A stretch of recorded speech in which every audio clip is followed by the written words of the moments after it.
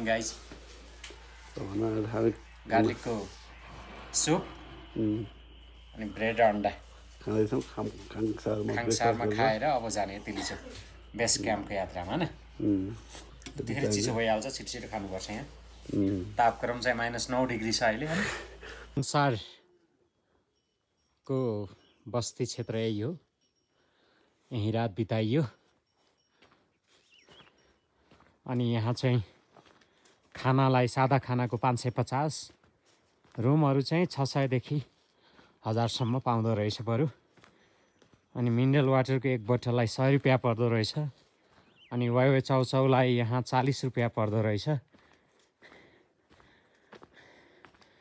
जो सामानहरु चाहिँ हुन त यहाँसम्म चाहिँ गाडी यातायातको सुविधा भए पनि अनि ब्रेड अमलेटको 250 अनि त्यसपछि गार्लिक सुपको 250 500 को ब्रेकफास्ट गरियो नहोस् भनेर ठाउँ ठाउँमा यसरी बोर्डहरु चाहिँ लगाइएको रहेछ कस्तो लागिरहेछ ब्रो रमाइलो हुँदैछ भर्खर हिँडेको 10-15 मिनेट 10 मिनेट तँलाई मुस्ताङ अनि मनाङ अनि रारा गए मध्ये कहाँको चाहिँ बढी वर्थ इट लाग्यो रारामा पहिला गएको रारा हो हैन रारामा चाहिँ बाइकमै गयो रारासम्म हामी जाने त्यही हिमाल भएतिरै हो नि तिलिचो लेक हैन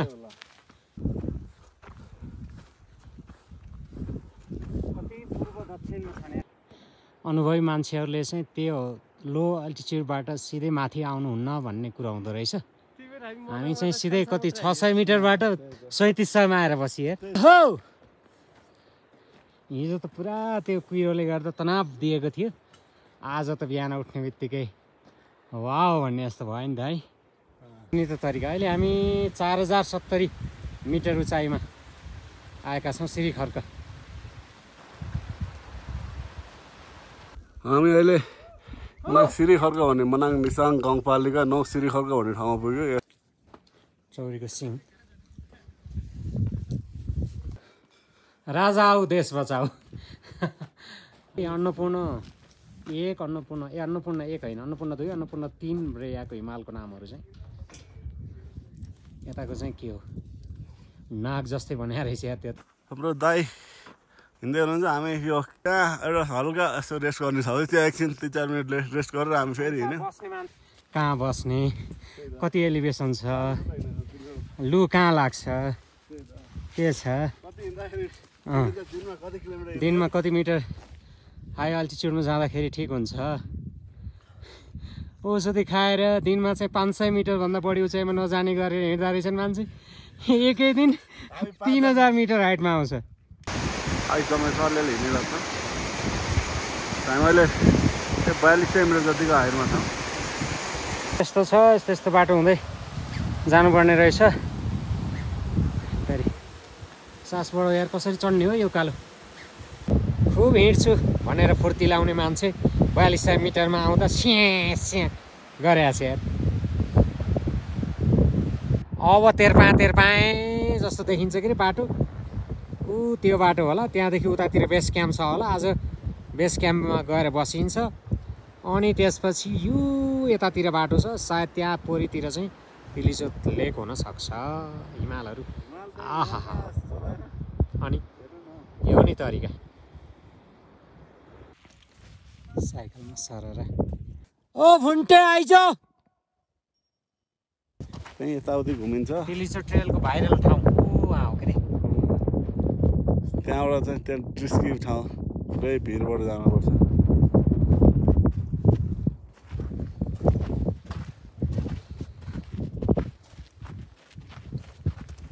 कतिको थाक्नु भयो थकै लागेको छैन त्यति लागेको छैन तैँले माइक बोक्न पर्ने के माइक बोक्नु ठाउँ आयो भने ज्यान तान्न अलि गाह्रो हुन्छ नत्र अरू ठाउँमा त माइक बोक्न पर्ने हामी यस्तो यो डेन्जर वाला ट्रेल चाहिँ पछाडि यस्तोबाट आयो तल भिर छ अगाडि अब यस्तो सिधै हिमाल चाहिँ छ अगाडि झन् डेन्जर रहेछ जति नजिक आयो हिमालहरू त्यति नजिक देखिरहेको छ हिउँको थुप्रोहरू झन् बाक्लो देखिरहेको छ। आहा, यो नि मजा। घरिघरि लाग्थ्यो अहिले नआएर असोज कार्तिकतिर आउनुपर्ने, त्यति बेला रमाइलो हुन्थ्यो भनेर। तर अहिले चाहिँ यो महिनामै आएकोमा पनि कुनै पछुतो छैन, किनभने त्यति बेला मान्छेको रस पनि एकदमै बढी हुँदो रहेछ। भिडभाड, मान्छेहरू चाहिँ डाइनिङ टेबलमा बेड लगाएर पनि सुत्दा रहेछन्।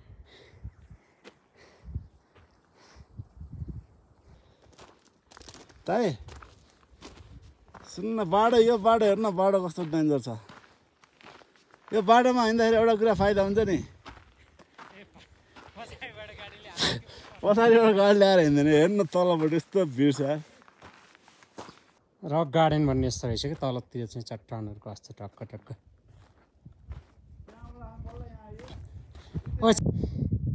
डरलाग्दो भिड छ यार। अलिकति खोजमा हिउँ जमेको छ। ओहो, यस्तो ढुङ्गाहरू छ कि लत्तीले हान्यो भने पक्कै जाला जस्तो छ कि। तर के को जाओस्, यो चट्टान हो, कसरी कति वर्षौँदेखि यसरी अडिरहेछ। आहा, पैसा चाहिँ असुल भयो। आएकोमा पछुतो छैन।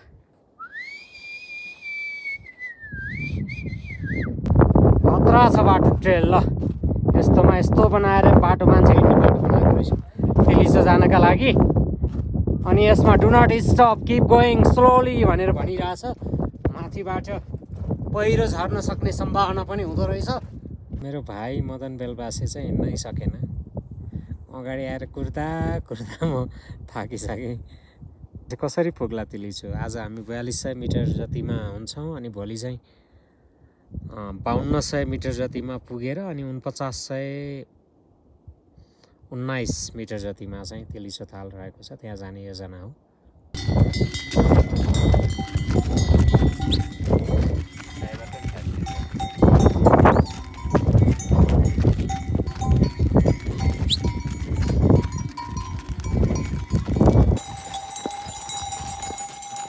हाम्रा सारथीहरू कस्तो मजाले दौडियो फेरि। दुईवटा ग्यास सिलिन्डर बोकेर त्यस्तै दौडिने रहेछ नि। भोलि बाटो त खत्रै हो कि।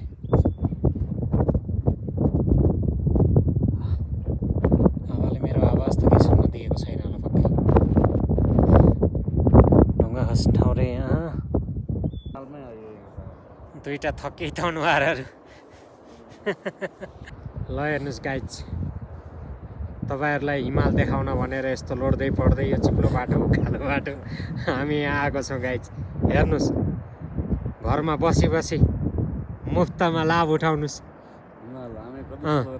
हामीले कति दुःख गरिरहेछौँ, हात खुट्टा दुखेर लखतरान भएर यत्रो पैसा खर्च गरेर तपाईँहरूलाई हिमाल देखाउन आएको गाइज।